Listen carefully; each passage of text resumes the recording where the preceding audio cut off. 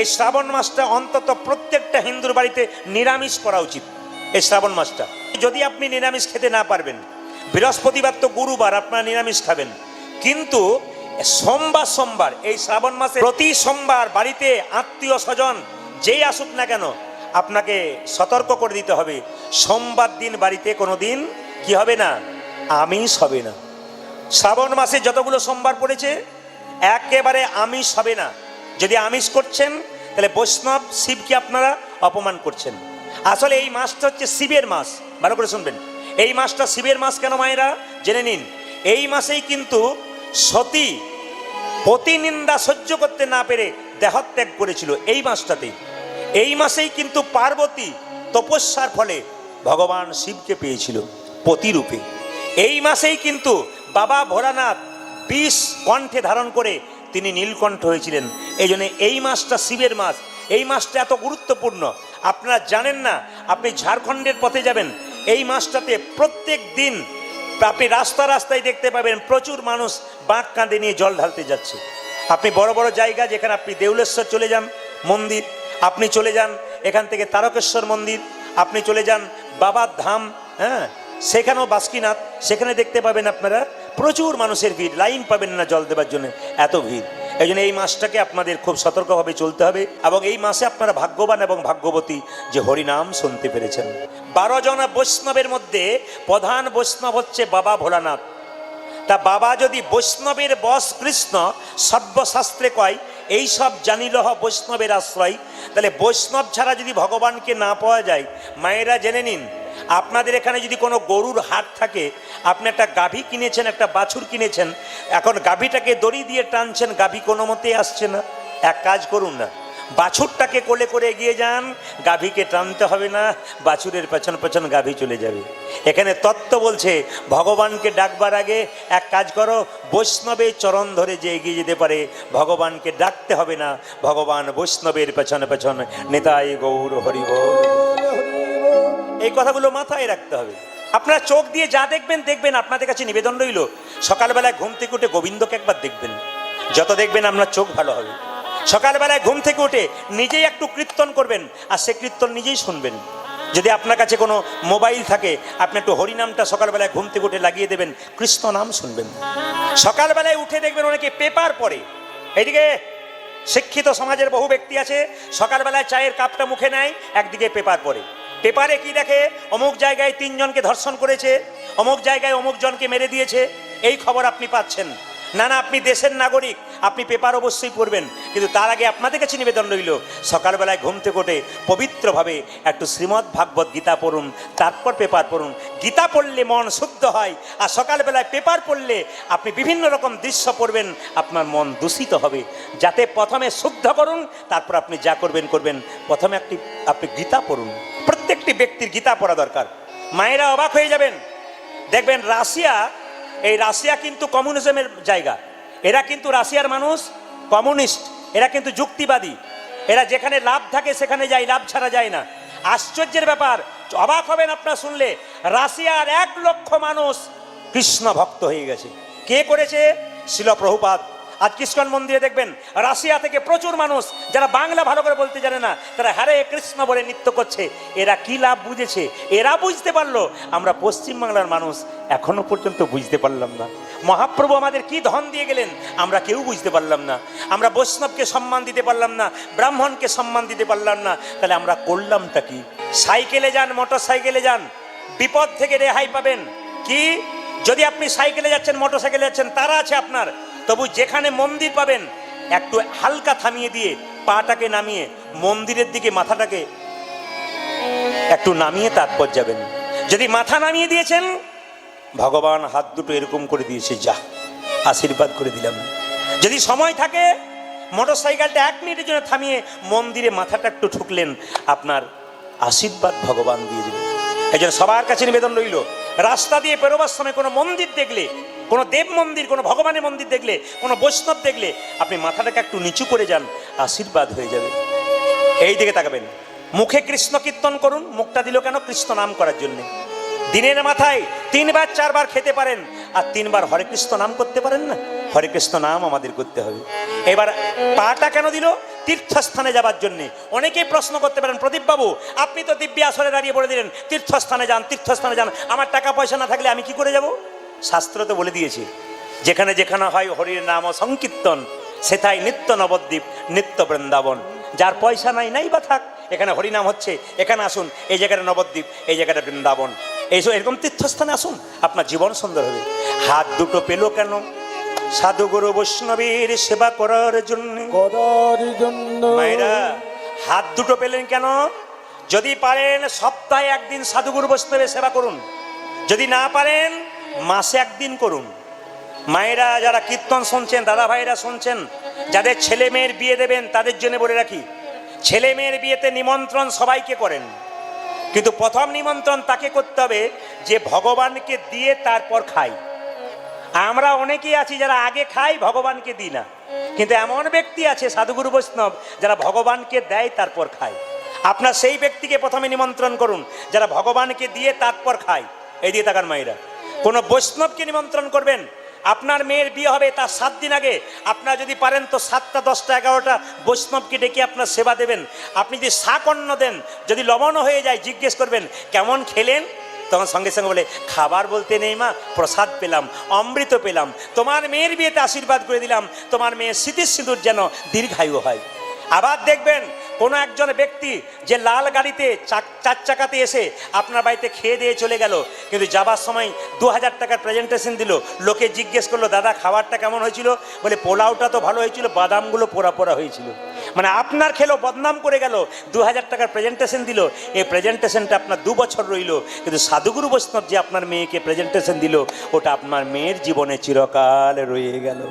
না না, আপনার সবাইকে খাওয়াবেন, কিন্তু বৈষ্ণবকে আগে খাওয়াবেন, তবে আপনার লাভ আছে। ও মাইরা, আপনাদের কাছে নিবেদন রইল, আপনি মেয়ের বিয়েতে যদি মেয়ের আঙ্গুল কেটে যায়, কি বলেন? আঙ্গুলটা কেটে গেল রে, কি অলক্ষণে কাজ করলি, রক্ত দেখলি? কিন্তু আপনার মেয়ের বিয়েতে 25টা পাখি, 6টা ছাগল কাটলেন, এত রক্তের বান বন্যা বয়ে গেল, আপনার মেয়ের কখনো মঙ্গল হতে পারে? আমরা এখন যদি ওসব না করি তাহলে বলবে একবারে কাজে থেকে গেছে, এর আর কোনো দাম নাই। কিন্তু আসল দামটা কি বলুন তো? যদি নিরামিষ করতে পারেন, ভগবানের আশীর্বাদ থাকতে পারে। যেখানে বিবাহে প্রজাপতি ব্রহ্মা স্বয়ং উপস্থিত আছে, সেই জায়গাতে ছাগল কাটা হয়, পাখি কাটা হয়।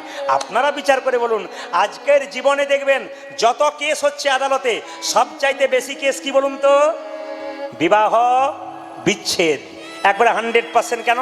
আমরা অন্যায় করছি, তাই আমাদের জীবন সুন্দর হচ্ছে না। আচ্ছা মায়েরা, কিছু মনে করবেন না, আপনাদের মেদিনীপুরে দেখতে পাই অনেকের ললাটে তিলক, কিন্তু আপনারা তিলক অনেকে নিয়েছেন, অনেকের নেন নাই।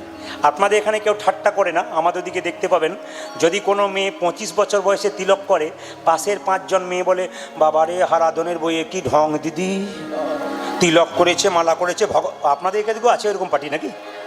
আপনাদের আছে? ও, সব দিকেই আছে, তাহলে আমরা আমাদের দিকে আছে নাকি? দেখে নেবেন আপনারা। হিন্দু ধর্মের শত্রু কে বলুন তো? আমরাই। আপনি তিলক করবেন, মালা করবেন, পাশের বাড়ি আপনাকে দেখতে পারবে না। অন্য ধর্মের মানুষ দেখবেন রাস্তা দিয়ে পেরিয়ে যাবে, অন্য ধর্মের মানুষ মাথাটা নিচু করে যাবে এবং সম্মান দেবে এবং বলতে চাইছে তুমি আরো ধর্ম করো, তোমার পাশে আমরা আছি। আর আমাদের দেখবেন ধর্ম করলে, আমাদের পাশের বাড়িতে একটি মেয়ের বয়স 25 বছর, ও নিজে নিরামিষ খায়, বাচ্চাটাকে নিরামিষ খায়। পাশের বাড়ি একটা মেয়ে বলছে দিদি ছেলেটাকে নিরামিষ খাচ্ছ, দেখবে দুর্বল হয়ে যাবে। মেয়েটি কেমন উত্তর দিচ্ছে দেখুন, বলে আমার ছেলে দুর্বল হলো তার জন্য তোমার কি গেল? মানে আমার ছেলেকে কি খাওয়াবো না খাবো, তোমারও তো মাথা ব্যথা কেন? এইটা আমাদের সবচেয়ে লজ্জা। তার মানে কি বলুন তো? আমিও খাই, ওকে আমার দলে টেনে নিয়েছে। মায়েরা, তিলক আপনারা করবেন। শাস্ত্র বলল তিলক করার নিয়ম বলে দিই, আপনি যা খাবেন খাবেন, যদি প্রকৃত তিলক করে নিরামিষ খেতে পারেন উত্তম, যদি না করতে পারেন তবে আপনাদের সহজ কথা বলে যাই, আপনি যা খাবেন খাবেন। স্নান করার পর মায়েরা 2টো পদ্ধতিতে তুলসী তিলক করতে পারেন। প্রথমটা জেনে নিন, হাতে জল নেবেন, জল তিলক করা যায়, জল তিলক। কেউ দেখতে পাবে না, কিন্তু আপনার তিলক হয়ে গেল, কেউ জানতে পারলো না।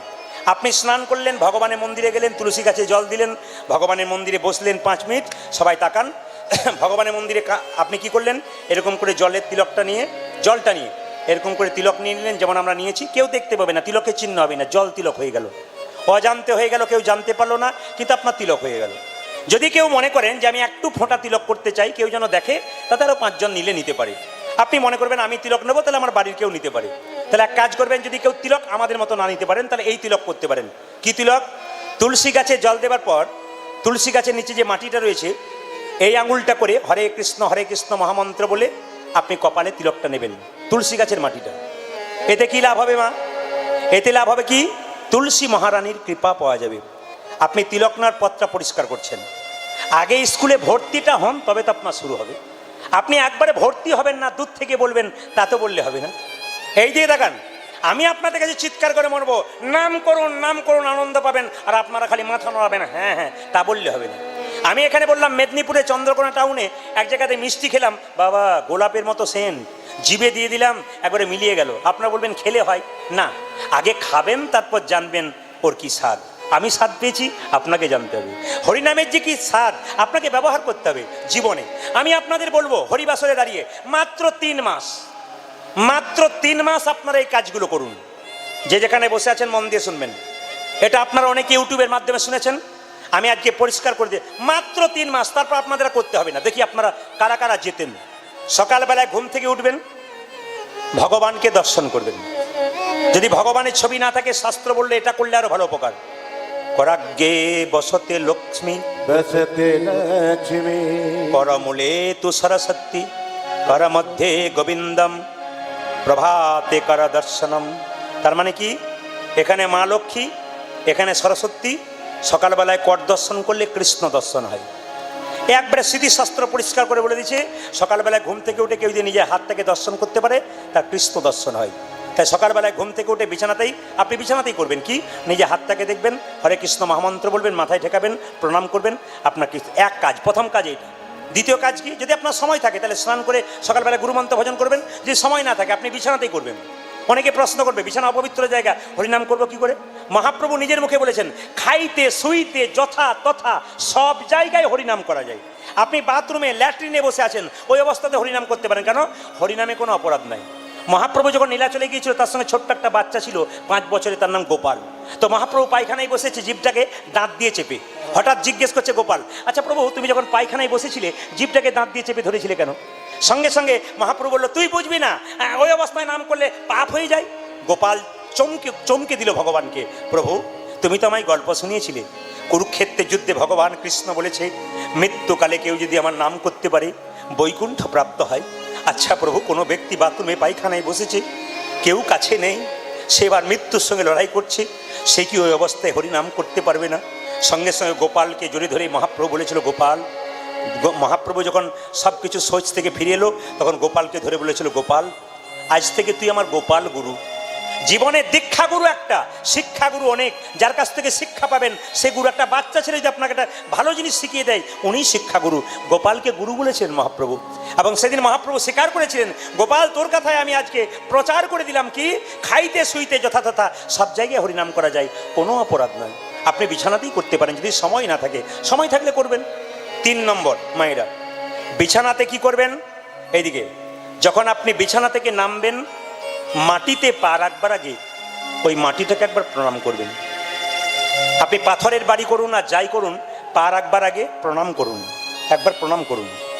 ইষ্ট দেবতাকে প্রণাম করুন, গুরুমন্ত্র জপ করুন, মাটিটাকে প্রণাম করুন। কেন? বিদেশ থেকে কোনো মানুষ যখন ভারতবর্ষের মাটিতে আসে, উড়োজাহাজ থেকে নামবার সময় মাথাটা নিচু করে কেন? এটা ভারতবর্ষের মাটি, এখানে রামের জন্ম, এখানে কৃষ্ণের জন্ম, এখানে গৌরীর জন্ম। এত সুন্দর একটা মাটি, বিদেশের মানুষ মাথা নত করে, আমরা করব না কেন? মায়েরা যখন নামবেন, স্মৃতিশাস্ত্র বলছে এগুলো, মায়েরা যখন নামবেন বাঁ পাটা আগে নামাবেন, ছেলেরা যখন নামবে ডান পাটা আগে নামবে। সকালবেলায় ঘুম থেকে উঠে তুলসী মন্দিরের কাছে একটু হরে কৃষ্ণ নাম ঘুরে ঘুরে করুন, আপনার কৃপা হয়ে যাবে। এই কতগুলো কাজ আপনি 1 মাস করুন, 2 মাস করুন, 3 মাস করুন, তারপর আমি আপনাদের বলবো আর করার দরকার নেই। দেখুন আপনাদের কি হয়। আসলে আমরা খুব চালাক, যতই ভালো ভালো কথা বলি না কেন শুনে যাই কিন্তু করি না। কীরকম চালাক? দাদা ভাইরা যারা কীর্তন শুনছেন একটু মন দিয়ে শুনবেন, বাবারাও শুনবেন, এদিকে বাবারাও শুনবেন মন দিয়ে। আগে দেখবেন নিয়ম হচ্ছে, যে টাকা রোজগার করে কিছু টাকা ভগবানের জন্য রাখতে হয়। আপনি ধরুন 10,000 টাকা রোজগার করছেন মাসে, কিছু টাকায় ভগবানের জন্য রাখতে হয়। আগে নিয়ম ছিল কি, একটা লম্বা দাগ করে দিত। আগে নিয়ম ছিল একটা লম্বা দাগ করে দিত, টাকাগুলো ওপর দিকে ছুঁড়ে দিত, ডান দিকে পড়তো যেগুলো সেগুলো ভগবানের সেবায়, আর বাঁ দিকে পড়তো নিজের সেবায়। তারপরে কি করে একটা গোল দাগ দিয়ে দিল, টাকাগুলো ছুড়লো, বলো প্রভু গোল দাগের মধ্যে যেগুলো পড়বে সেগুলো তোমার আর বাকিগুলো আমার। এখনকার মানুষ আবার খুব চালাক, আকাশের দিকে টাকা পয়সা ছুড়ে দেয়, বলে ওপরে যটা ধরতে পারবে তটা তোমার, বাকি নিচেরগুলো। আবার দেখবেন সবচাইতে দুঃখের ব্যাপার, দরজা দিয়ে মৃতদেহ নিয়ে যাচ্ছে, বলো হরি হরি বল, বলো হরি। হরি বল। আপনিও প্রণাম করছেন, আমিও প্রণাম করছি, আর কি ভাবছি বলুন তো, ও বোধ হয়ে গেল, আমি বোধ হয়ে যাবো না। কিন্তু যিনি হেলতে দুলতে যাচ্ছেন উনি শিখিয়ে দিয়ে যাচ্ছেন, আমাকে দেখে শিখে নাও, আমি মরি নাই, তোমাদের শিখিয়ে দিয়ে যান। তোমার আগে আমি সংসার করেছি, কত ভালোবাসা দিয়েছি সবাইকে, সংসারের মায়া ত্যাগ করে আমি যেমন বাঁশের মাচায় হেলতে দুলতে চললাম, একদিন তোমাকেও কিন্তু হেলতে দুলতে চলে যেতে হবে। বাবারা দেখেছেন আপনারা, যেখানে ছাগল কাটা হয়, আস্তে, যেখানে দেখবেন ছাগল কাটা হয় মায়েরা, সেখানে দেখবেন একটা ছাগলকে কেটে চামড়াটা ছুলে ঝুলিয়ে দিয়েছে, আর পাশে একটা ছাগল বসে বসে দিব্যি কাঁঠাল পাতা খাচ্ছে। আমার বোধহয় লাইন নাই, এখন আমি পালিয়ে যাব, কিন্তু এরপরে যে ওর ছালটা ছোলা হবে ও বুঝতেই পারছে না। আমাদের ঠিক এরকম অবস্থা, একজন চলে যাচ্ছে, আমরা ভাবছি বেঁচে থাকবো, কিন্তু এরপরে যে আমাদের লাইন আছে এটা কিন্তু আমরা ভাবলাম না। আচ্ছা বাবা, এই দিকে তাকাবেন, যতক্ষণ আপনার সঙ্গে ভগবান আছে ততক্ষণ আপনার ঠিক আছে। ভগবান আপনার কাছ থেকে সরে গেল মানে আপনি ধ্বংসের পথে চলে গেলেন। কিন্তু ভগবানকে পেয়ে কেউ যেন অহংকার করবেন না। তাকান আমার দিকে, একজন অহংকার করেছিল অর্জুন। অর্জুন এক সময় কৃষ্ণকে বলেছিল, সখা তুমি কিছু জিজ্ঞেস করছো? বলে হ্যাঁ। ভীষ্মের ক্ষমতা বেশি না তোমার ক্ষমতা বেশি? অর্জুন বলেছিল, আমি দুই হাতে কি করতে পারি? বাণ ছুটতে পারি, দুটো হাত সমান। অর্জুনের এক নাম কি ছিল বলতো? সব্যসাচী। অর্জুন বলছে আমার ক্ষমতা সব চাইতে বেশি ভীষ্মের চাইতে। তো ভগবান বলে তার এক কাজ করে, ভীষ্মকে ডাকা হোক। ভীষ্ম রথে দাঁড়িয়ে আছে, কৃষ্ণের রথে অর্জুন দাঁড়িয়ে আছে। এই দেখান, কৃষ্ণ বলল, অর্জুন তুমি ভীষ্মের রথের চাকায় তীর মারো, দেখি তো তুমি কত দূর পর্যন্ত ভীষ্মের রথ থেকে সরিয়ে দিতে পারো। আর ভীষ্মকে বলল, তুমি অর্জুনের রথের চাকায় তীর মারো, দেখি তো অর্জুনের রথটা কত দূরে সরে যেতে পারে। সঙ্গে সঙ্গে ভীষ্ম যখন অর্জুনের রথের চাকায় তীর মেরেছে, তখন রথের চাকাটা দু হাত সরে গেছে। কিন্তু যখন অর্জুন মারল ভীষ্মকে, ভীষ্মের রথের চাকাটাকে, তখন 12 হাত দূরে সরে গেল। অর্জুন বলছে, দেখলে তো সখা কৃষ্ণ, আমি বললাম না আমার ক্ষমতা সব চাইতে বেশি। ওই দেখো রথের চাকাটা 10 হাত 12 হাত দূরে সরে গেল। কৃষ্ণ বলল, বলিহারি দারুণ তো, সত্যি তোমার ক্ষমতা আছে। কৃষ্ণ হাততালি দিতে দিতে রথ থেকে নেমে বাইরে দাঁড়িয়ে আছে। আর ভীষ্ম যেই না অর্জুনের রথে মেরেছে, অমনি রথটা 50 হাত দূরে গিয়ে ছটকে পড়েছে। রথটা ছটকে পড়েছে, অর্জুনও ছটকে পড়েছে। অর্জুন ধুলো ঝাড়তে ঝাড়তে কৃষ্ণের কাছে গিয়ে বলল, এটা কি হলো? আমি এর থেকে বুঝতে পারলাম সখা, কি তুমি যতক্ষণ রথে ছিলে ততক্ষণ আমার রথটাকে তীর মেরে কেউ সরাতে পারলো না, কিন্তু তুমি যখন সরে গেলে আমার রথ 12 হাত নয় 50 হাত দূরে ছটকে পড়ল। এর থেকে প্রমাণ পেলাম তোমার আরেক নাম দর্পহারি গোবিন্দ। এই যে ভগবানকে আপনার না দর্পহারি গোবিন্দ, এটা কে নাম রেখেছিল? এটা নাম রেখেছিল অর্জুন, যে তুমি দর্পহারি গোবিন্দ। তোমাকে কাছে রেখে কেউ যদি, অনেকে দেখবেন কিছু মনে করবেন না, এমন এমন ভাব দেখায় মালা তিলক টিলক করে, সবাই নয় 2-4 জন, মানে ওদের মতো বড় ভক্তার কেউ নাই, ওরাই বোধহয় নিরামিষ খায় আর কেউ খায় না। তোমার ছোঁয়াতে আমি খাবো না, তোমার এই করলে খাবো না, না তা নয়। মহাপ্রভু তো তা বলেনি। মহাপ্রভু কি বলেছেন? মহাপ্রভু বলেছেন, সবাইকে কোলে কোল দাও, সবাইকে হরিনাম শেখাও। অনেকে দেখবেন একাদশীর দিনে এমনভাবে দেখায়, আপনি একাদশী করতে পারেন নাই বলে উনি এমন ভাব দেখায়, আপনি মনে মনে ভাবেন যে আমি কত ছোট হয়ে গেলাম। না, ওই ভাব দেখালে হবে না। তুমি যদি একাদশী করে অহংকার করো, মহাপ্রভু তোমাকে স্বীকার করবে না। তুমি একাদশী করছো, তোমাকে দেখে যাতে আরও 5 জন একাদশী করতে পারে তার জন্যে তুমি উদ্বুদ্ধ করো। মহাপ্রভু এইটাই শিখিয়ে দিয়েছে, আপনি আচরি ধর্ম অপরে শেখায়, আপনি না আচরিলে অপরে শেখানো না যায়। মায়েরা, ভগবান শ্রীকৃষ্ণ বলল, মা আমাকে সাজিয়ে দাও। বলে কেন? আমি যাব কোথায়? কালী অনাগকে দমন করতে। মনে মনে ভাবছে আমি গোষ্ঠে যাব। সঙ্গে সঙ্গে মা যশোদা বলছে, তোকে কি করে গোষ্ঠে বসাবো? 7 নাই আর 5 নাই রে, তুই রে আমার একলা গোপাল। 7 নাই আর 5 নাই রে, তুই আমার একলা গোপাল। ও মায়েরা, বাড়িতে যদি কোনো অনুষ্ঠান থাকে, সে অনুষ্ঠান ছেড়ে আপনি ছেলেকে স্কুলে পাঠাবেন? কি বলবেন, আজকের দিনে যাস না অন্যদিন যা? আসলে সেই দিন কি ছিল জানেন? কৃষ্ণ যেদিন কালিয়ানাগকে দমন করেছিল, দাদা বলরামের জন্মদিন ছিল। আপনাদের বাচ্চাদের সব জন্মদিন পালন করেন তো? জোরে বলুন হ্যাঁ না না। আচ্ছা, কেক কাটেন না পায়েস তৈরি করেন? জোরে বলুন কোনটা করেন? মানে বলবো কি, লাজের কথা, যা চলছে সেটাই করছি। আপনারা সব কেক কাটছেন। আচ্ছা বলুন তো মায়েরা, আপনার ছেলে শুভ কাজে যাবে, ডিম খেয়ে গেলে ভালো আর ডিম না খেলে ভালো, কোনটা বলুন? ডিম না খেলে ভালো। কেকের মধ্যে কি থাকে জোরে বলুন? কেকের মধ্যে ডিম থাকে। তাহলে যে কেকটা কাটছেন, একটা মোমবাতি জ্বালাচ্ছেন নি, কি বলছেন? হ্যাপি বার্থডে টু ইউ ফুস। কি ডিজাইন এগুলো, কাদের বলুন তো? এটা খ্রিস্টানদের ডিজাইন। এটা খ্রিস্টানরা শিক্ষা দিচ্ছে, এটা ভারতবর্ষের সনাতন ধর্মের নিয়ম নয়। আমাদের নিয়ম কি বলুন তো? বাচ্চার জন্মদিনে আপনারা এইটাই প্রথমে করবেন, তারপর যা করবেন, কেক কাটবেন না মোমবাতি জ্বালাবেন সেটা আপনাদের ব্যাপার। কিন্তু এইটা করবেন কি, একটু পরমান্ন তৈরি করে গোবিন্দের চরণে দেবেন। দেবার পর বলবেন, হে প্রভু, আমি যেমন তোমার চরণে দিলাম পরমান্ন, আমার ছেলে যেন ভবিষ্যতে প্রসাদ ভোজী হতে পারে। আর কি করবেন?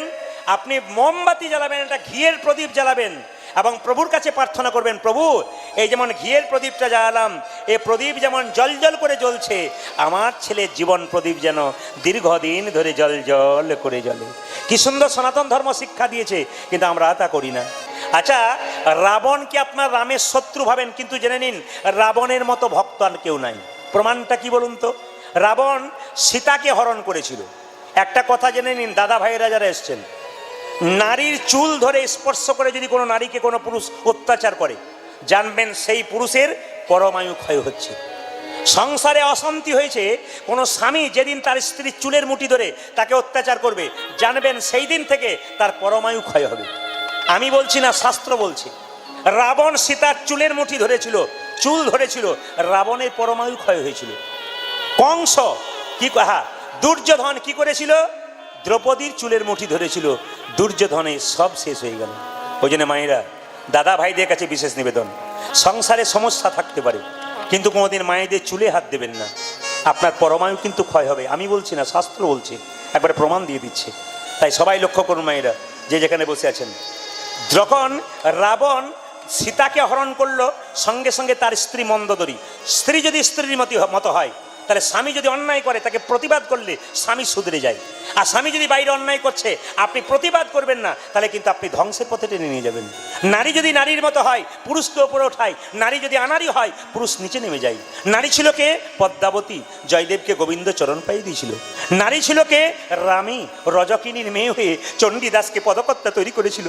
নারী ছিল কে? চিন্তামণি, বিল্লমঙ্গলকে গোবিন্দ চরণ পাই দিয়েছিল। নারী যদি নারীর মতো হয়, পুরুষ ওপরে ওঠে, আর নারী যদি আনারী হয়, পুরুষ নিচে নেমে যায়। মন্দোদরী বলে উঠল, স্বামী এতদিন তোমায় কিছু বলি নাই, এবার মুখ খুলবো। কি? তুমি 10,000 মেয়েকে বিয়ে করেছো, আমি কিছু বলি নাই। তারপর তুমি আমাকে বিয়ে করেছো, আমি তাতেও কিছু বলি নাই। কিন্তু এবার তুমি যে অন্যায় করলে, সীতা মাকে তুমি অত্যাচার করে ঘরে নিয়ে এলে, হরণ করলে, চুলের মুঠি ধরলে, তার মানে তোমার অধঃপতন শুরু হয়ে গেল। রাবণ মাথা নিচু করে বলেছিল, মন্দোদরী সীতা আমার মা। চুপ করো। সে সীতাকে তুমি হরণ করে এসছো, জোর করে নিয়ে এসছো, তাকে তুমি মা বললে? সীতা আমার মা। সীতা যদি তোমার মা, তবে রাজপুরীতে রাখলে না কেন? রাবণ বলে উঠল, মন্দোদরী যাকে তুমি রাজপুরী মনে করছো, সে তো রাজপুরী নয়, সে তো পাপের পুরী। যাকে মা বলে রেখেছি, তাকে কি করে আমি পাপের পুরীতে রাখবো? অশোক বনে রেখেছি, যেখানে শোক নাই, দুঃখ নাই, সেই মন্দোদরী বলল, চুপ করো, তুমি বারবার মিথ্যে কথা বলছো। অশোক বনে রেখেছো মা সীতাকে, তোমার লোক বারবার সীতাকে আঘাত করছে, তুমি কিছু বলছো না। রাবণ বলছে, শোনো মন্দোদরী,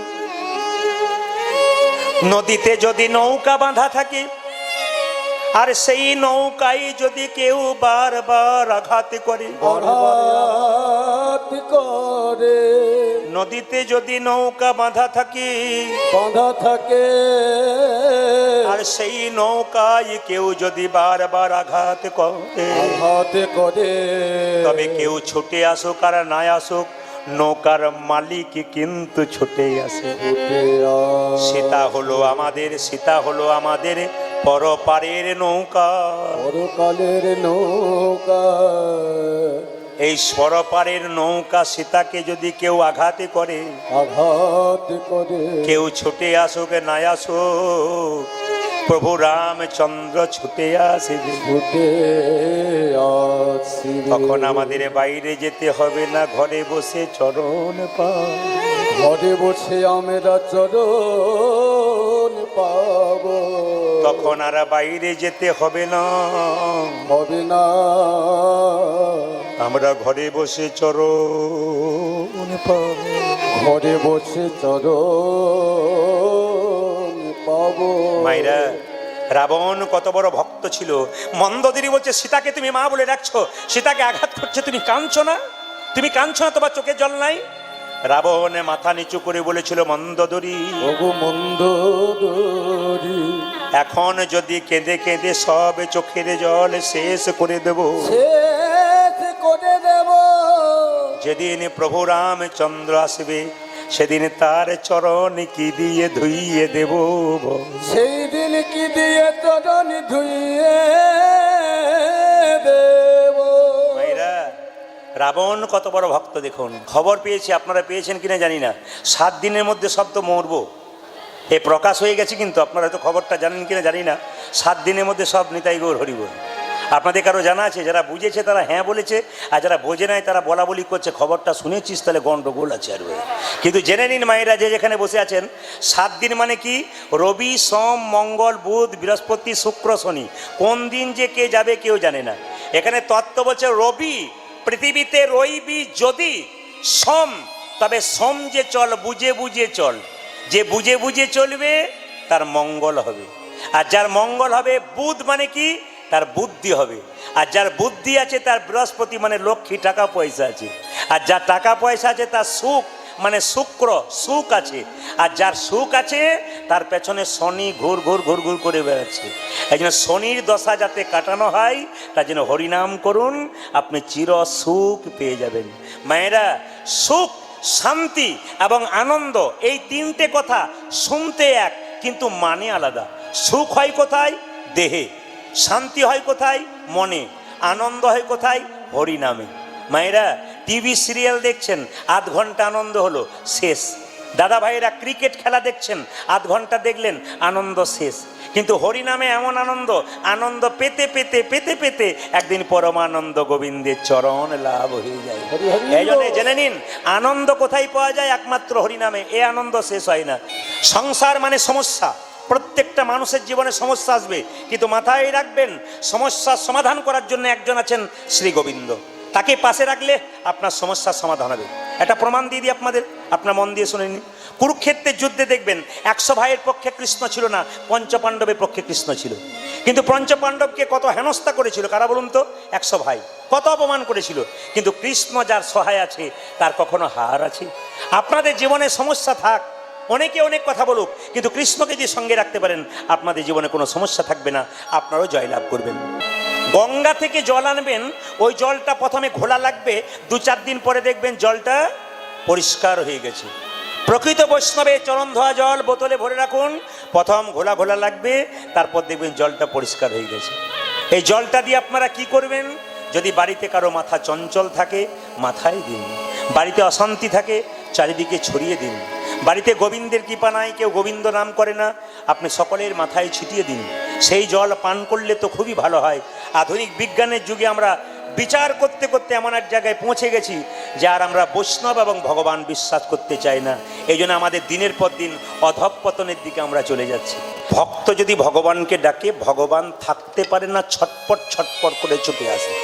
তবে ডাকার মতো ডাকতে হবে। রামকৃষ্ণদেব মা কালীকে বলতো, মা খা, মা খা, মা খা। পাথরের মা খেত না, রামকৃষ্ণ বসেই থাকতো চরণতলে, তুই যদি না খাস আমি খাবো না। এক সময় মা কালী হাত বাড়িয়ে বলতো, দে দে আমায় দে।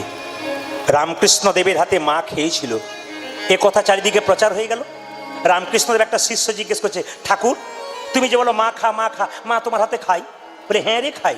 কই আমার হাতে খাই না কেন? ডাকার মতো ডাক, দেখবি মা খাবে। তুমিও ডাকো আমিও ডাকি, ডাকার মধ্যে তফাৎ কি? তফাৎ এইটাই, ডাকার মধ্যে আকুলতা চাই, ব্যাকুলতা চাই, মা খাবে। আমি তো বুঝতে পারি না আকুলতা ব্যাকুলতা কাকে বলে। ঠাকুর কথায় কথায় বলতো, শালা বলতো। ছেলেটা চুলের মুঠি ধরে বললো, তবে আই শালা।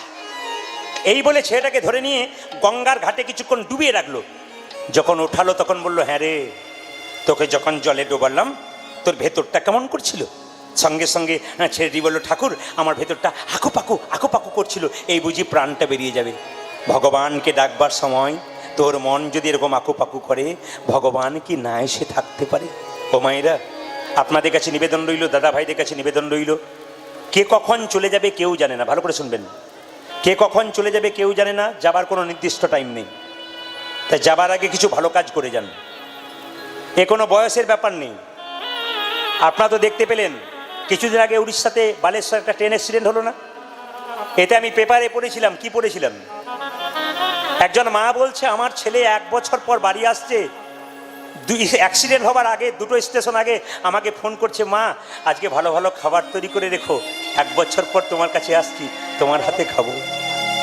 মায়ের হাতে ছেলে আর খেতে পারলো না।